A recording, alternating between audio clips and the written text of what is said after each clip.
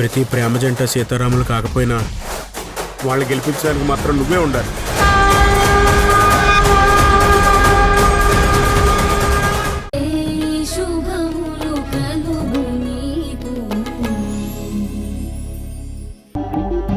భలే దానివే సునైనా, నీ ఒక్కదాంతో పెళ్ళికి కావాల్సిన ఈవెంట్ మొత్తం అయిపోతుందా?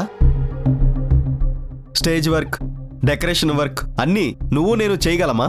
మరి ఆఫీస్లో అందరూ మ్యారేజ్ వర్క్లో ఉన్నారు. విజయవాడలో పెళ్ళి. అవునా? అది ఒక లవ్ మ్యారేజ్, క్రేజీ మ్యారేజ్. అదేంటి? అమ్మాయి అబ్బాయి ఇద్దరు కలిసి హైదరాబాద్కి పారిపోయారు. ఆ తర్వాత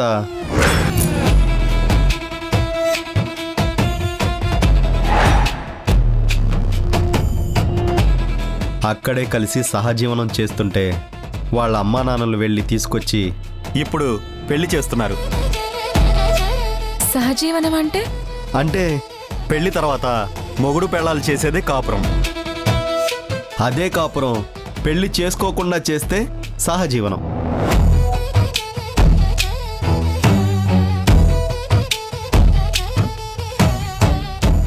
ఇవాళ రేపు అమ్మాయిలకి అబ్బాయిలకి సహజీవనం చాలా అలవాటైపోయిన మాట అయిపోయింది. అసలు పెళ్ళనే మాటే వింతగా కనిపిస్తుంది. నీకు ఆ మాటే పరిచయం లేనట్టుంది. ఏంటి అలా చూస్తున్నావు?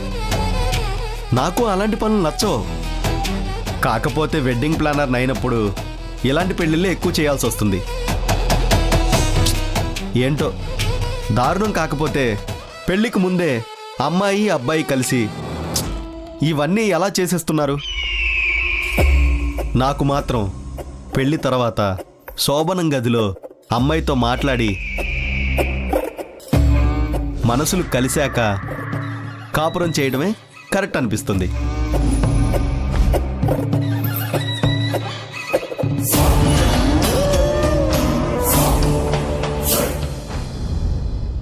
రేయ్ సరేరా, నేను విజయవాడ వెళ్తున్నాను. పెళ్లి కూతురు అన్నయ్యకి స్టేజ్ గురించి ఏదో ఐడియా ఉందంట. దాని ప్రకారమే సెట్ చేయమంటున్నారు. నేను వెళ్ళి అదేంటో సెట్ చేసి చూస్తాను. సరే, ఓకే, వెళ్ళరా.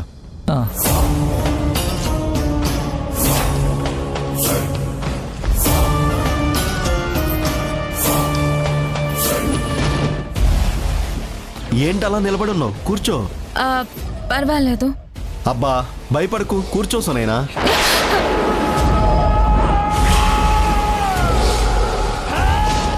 ఓ sorry, I'm very very sorry. నేనేదో క్యాజువల్గా ఆఫీస్లో మిగతా అందరితో కలిసి పనిచేస్తున్నట్టుగా నీతో కూడా బిహేవ్ చేయబోయాను. I'm very sorry. నువ్వు అందరికంటే డిఫరెంట్. నీ దగ్గర నా వర్కింగ్ స్టైల్ మార్చుకోవాలి. మార్చుకుంటాను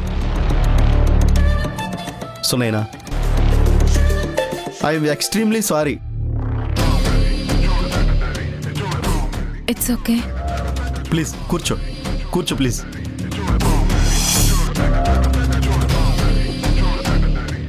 ఇక్కడ నా జాబ్ ఏంటి? నాకు అసిస్టెంట్ అండ్ మెయిన్ ప్లానర్. కానీ నాకు ఈ వెడ్డింగ్ ప్లాన్స్ ఏవి రావు కదా. అదే ఉందిలే, 2-3 మ్యారేజెస్కి నేను గైడ్ చేస్తాను. ఆ తర్వాత అన్నీ నువ్వే హ్యాండిల్ చేయగలవు. అవును, నువ్వెంత మెరిట్ స్టూడెంట్వి కదా, మరి ఇప్పటి వరకు జాబ్ ఎందుకు రాలేదు? నా భయమే దానికి కారణం. ఏ ఇంటర్వ్యూకి వెళ్ళలేకపోవటం, వెళ్ళినా మాట్లాడలేకపోవడంతో ఏ జాబు రాలేదు. It's okay. నా దగ్గర నీకున్నవన్నీ పోగొట్టేస్తాను. సరేనా?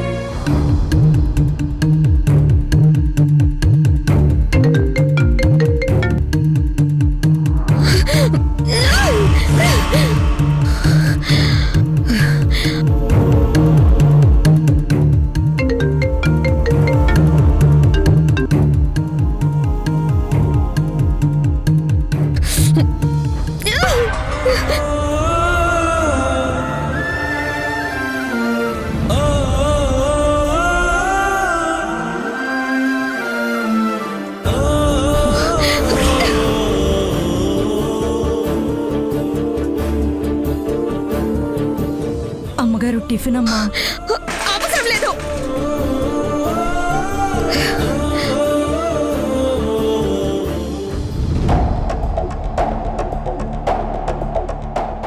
అమ్మగారు అమ్మగారు ఏంటి? మీరు ఒకసారి రావాలమ్మా. ఏమైంది?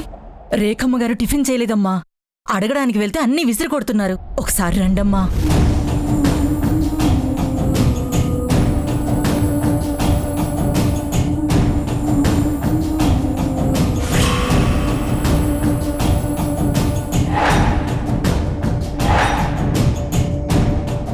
రేఖ, అమ్మా చూడమ్మా, ఇదిగో చూడు, ఎన్ని కాల్స్ చేశానో చూడు.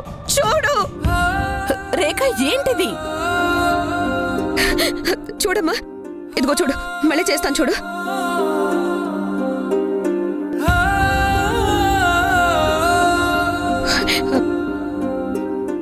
ఇదిగో అమ్మా, ఇదిగో రింగ్ అవుతుంది. ఇప్పటి వరకు phone out of coverage area వచ్చిందమ్మా. ముందు 10 సార్లు రింగ్ వచ్చింది. తర్వాత చరణ్ ఫోన్ని ఏరోప్లేన్ మోడ్లో పెట్టేసి ఇప్పుడే నార్మల్ మోడ్లో పెట్టినట్టున్నాడు. ఎందుకమ్మా చరణ్ ఎందుకు ఇలా చేస్తున్నాడు?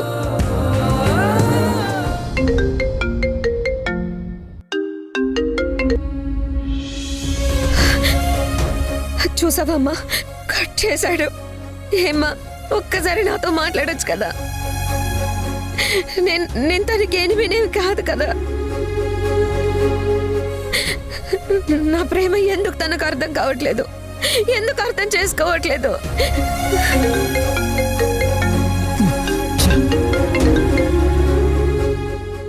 ఎందుకమ్మా ఇంత సాడిజం చూపిస్తున్నాడు?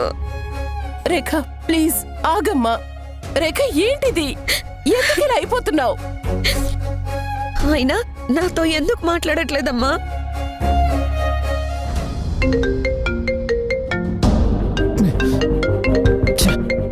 ఈ నంబర్ మార్చాలి, లేదంటే టార్చర్ చేసేలా ఉంది. ఫోన్ చేస్తే ఎందుకు ఆన్సర్ చేయడు? నేను వెళ్తాను అంటే నువ్వు వద్దంటున్నావు. చరణ్ నన్ను ఇలా ట్రీట్ చేయడు నేను భరించలేకపోతున్నానమ్మా. నాకు పిచ్చి పిచ్చి పట్టినట్టు అవుతుంది. రేఖ రేఖ ఆగు. లేదమ్మా, నేను చరణ్తో మాట్లాడాలి. నేను చరణ్తో మాట్లాడాలి. రేఖ రేఖ నేను చెప్పేది విను. ఆపో. వద్దు రేఖ. రేఖ లేదు, నేను చరణ్తో మాట్లాడాలి, లేకపోతే చచ్చిపోయేలా ఉన్నాను. చరణ్ ఆగు ఫోన్ రేఖ. లిఫ్ట్ చేయి. ఆగు. చరణ్ ఆగు.